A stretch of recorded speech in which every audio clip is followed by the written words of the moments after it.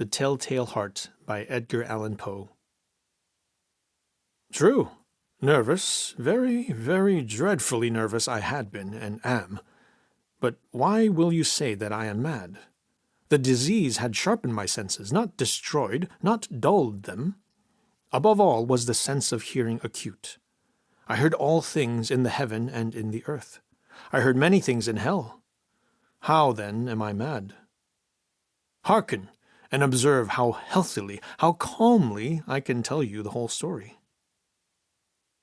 It is impossible to say how first the idea entered my brain, but once conceived, it haunted me day and night. Object there was none, passion there was none. I loved the old man. He had never wronged me. He had never given me insult. For his gold I had no desire. I think it was his eye. Yes, it was this. He had the eye of a vulture, a pale blue eye with a film over it. Whenever it fell upon me, my blood ran cold. And so, by degrees, very gradually, I made up my mind to take the life of the old man, and thus rid myself of the eye forever. Now this is the point. You fancy me mad. Madmen know nothing. But you should have seen me. You should have seen how wisely I proceeded, with what caution, with what foresight, with what dissimulation I went to work. I was never kinder to the old man than during the whole week before I killed him. And every night, about midnight, I turned the latch on his door and opened it, oh, so gently. And then, when I had made an opening sufficient for my head, I put in a dark lantern, all closed, that no light shone out. And then I thrust in my head. Oh, you would have laughed to see how cunningly I thrust it in. I moved it slowly, very, very slowly, so that I might not disturb the old man's sleep. It took me an hour to place my whole head within the opening, so far that I could see him as he lay upon his bed. Ah, would a madman have been so wise as this? And then, when my head was well within the room, I undid the lantern cautiously, oh, so cautiously, for the hinges creaked. I undid it just so much that a single thin ray fell upon the vulture eye. And I did this for 7 long nights, every night, just at midnight. But I found the eye always closed, and so it was impossible to do the work. For it was not the old man who vexed me, but his evil eye.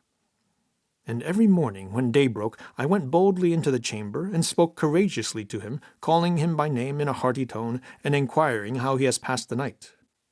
So you see he would have been a very profound old man, indeed, to suspect that every night, just at 12, I looked in upon him while he slept. Upon the 8th night, I was more than usually cautious in opening the door. A watch's minute hand moves more quickly than did mine. Never before that night had I felt the extent of my own powers, of my sagacity. I could scarcely contain my feelings of triumph, to think that there I was, opening the door, little by little, and he not even to dream of my secret deeds or thoughts. I fairly chuckled at the idea, and perhaps he heard me, for he moved on the bed suddenly, as if startled. Now you may think that I drew back, but no. His room was as black as pitch with the thick darkness, for the shutters were close-fastened, through fear of robbers. So I knew that he could not see the opening of the door, and I kept pushing it on steadily. I had my head in, and was about to open the lantern, when my thumb slipped upon the tin fastening, and the old man sprang up in bed, crying out, "Who's there?" I kept quite still, and said nothing. For a whole hour I did not move a muscle, and in the meantime I did not hear him lie down. He was still sitting up in the bed, listening, just as I have done, night after night, hearkening to the death watches in the wall. Presently I heard a slight groan, and I knew it was the groan of mortal terror. It was not a groan of pain or of grief. Oh, no! It was the low stifled sound that arises from the bottom of the soul when overcharged with awe. I knew the sound well. Many a night, just at midnight, when all the world slept, It had welled up from my own bosom, deepening with its dreadful echo the terrors that distracted me. I say I knew it well. I knew what the old man felt, and pitied him, although I chuckled at heart. I knew that he had been lying awake ever since the first slight noise, when he had turned in the bed. His fears had been ever since growing upon him. He had been trying to fancy them causeless, but could not. He had been saying to himself, "It is nothing but the wind in the chimney. It is only a mouse crossing the floor." Or, "It is merely a cricket which has made a single chirp." Yes, he had been trying to comfort himself with these suppositions, but he had found all in vain, because death, in approaching him, had stalked with his black shadow before him and enveloped the victim. And it was the mournful influence of the unperceived shadow that caused him to feel, although he neither saw nor heard, to feel the presence of my head within the room. When I had waited a long time, very patiently, without hearing him lie down, I resolved to open a very, very little crevice in the lantern. So I opened it. You cannot imagine how stealthily, until at length a simple, dim ray, like the thread of the spider, shot from out the crevice and fell full upon the vulture eye. It was open, wide open, and I grew furious as I gazed upon it. I saw it with perfect distinctness, all a dull blue with a hideous veil over it that chilled the very marrow in my bones. But I could see nothing else of the old man's face or person, for I had directed the ray, as if by instinct, precisely upon the damned spot. And have I not told you that what you mistake for madness is but over-acuteness of the senses? Now, I say, there came to my ears a low, dull, quick sound, such as a watch makes when enveloped in cotton. I knew that sound well, too. It was the beating of the old man's heart. It increased my fury, as the beating of a drum stimulates a soldier into courage. But even yet I refrained and kept still. I scarcely breathed. I held the lantern motionless.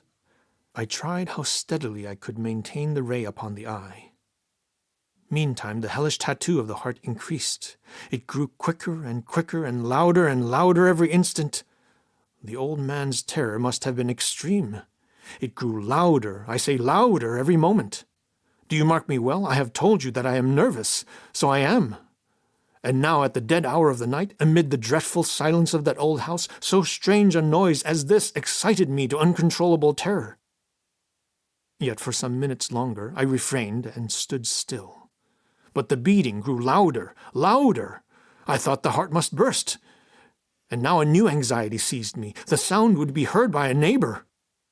The old man's hour had come. With a loud yell, I threw open the lantern and leaped into the room. He shrieked once only. In an instant, I dragged him to the floor and pulled the heavy bed over him. I then smiled gaily to find the deed so far done. But for many minutes the heart beat on with a muffled sound. This, however, did not vex me. It would not be heard through the wall. At length it ceased. The old man was dead. I removed the bed and examined the corpse. Yes, he was stone dead. I placed my hand upon the heart and held it there many minutes. There was no pulsation. He was stone dead. His eye would trouble me no more. If still you think me mad, you will think so no longer when I describe the wise precautions I took for the concealment of the body. The night waned, and I worked hastily, but in silence. First of all, I dismembered the corpse. I cut off the head, and the arms, and the legs. I then took up 3 planks from the flooring of the chamber, and deposited all between the scantlings. I then replaced the boards so cleverly, so cunningly, that no human eye, not even his, could have detected anything wrong. There was nothing to wash out, no stain of any kind, no blood spot whatever. I had been too wary for that. A tub had caught all. When I had made an end of these labors, it was 4 o'clock, still dark as midnight. As the bell sounded the hour, there came a knocking at the street door. I went down to open it with a light heart, for what had I now to fear? there entered 3 men who introduced themselves with perfect suavity as officers of the police. A shriek had been heard by a neighbor during the night. Suspicion of foul play had been aroused. Information had been lodged at the police office, and they, the officers, had been deputed to search the premises. I smiled, for what had I to fear? I bade the gentleman welcome. The shriek, I said, was my own in a dream. The old man, I mentioned, was absent in the country. I took my visitors all over the house. I bade them search well. I led them at length to his chamber. I showed him his treasures, secure, undisturbed. In the enthusiasm of my confidence, I brought chairs into the room, and desired them here to rest from their fatigues, while I myself, in the wild audacity of my perfect triumph, placed my own seat upon the very spot beneath which reposed the corpse of the victim. The officers were satisfied. My manner had convinced them. I was singularly at ease. They sat, and while I answered cheerily, they chatted of familiar things. But ere long I felt myself getting pale and wished them gone. My head ached, and I fancied a ringing in my ears. But still they sat and still chatted.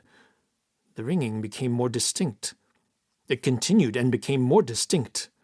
I talked more freely to get rid of the feeling, but it continued and gained definiteness, until at length I found that the noise was not within my ears. No doubt I now grew very pale, but I talked more fluently and with a heightened voice, yet the sound increased. And what could I do? It was a low, dull, quick sound, much such a sound as a watch makes when enveloped in cotton. I gasped for breath, and yet the officers heard it not. I talked more quickly, more vehemently, but the noise steadily increased. I arose and argued about trifles in a high key and with violent gesticulations, but the noise steadily increased. Why would they not be gone?